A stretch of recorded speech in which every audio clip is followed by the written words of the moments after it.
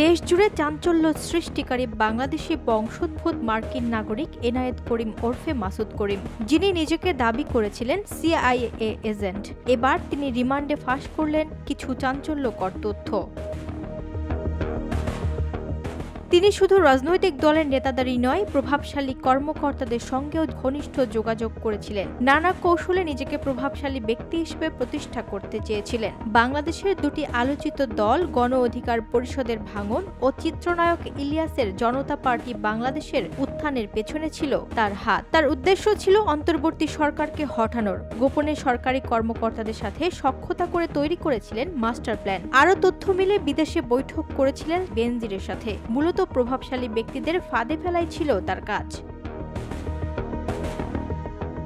এদিকে তদন্ত সংশ্লিষ্ট কর্মকর্তারা বলছেন, এনায়েত ঠান্ডা মাথার ধূর্ত প্রকৃতির মানুষ। তার নানা পরিকল্পনার ফাঁদে দেশের অনেক হাই প্রোফাইল ব্যক্তিও পড়েছেন, যাদের মধ্যে একজন রেজা কিবরিয়া। ৫ আগস্টের পরে নতুন সরকার গঠন হলে রেজা কিবরিয়াকে উপদেষ্টা বানানোর প্রস্তাব দিয়েছিলেন এনায়েত। উল্লেখ্য, ১৩ সেপ্টেম্বর আটক হয় এনায়েত করিম।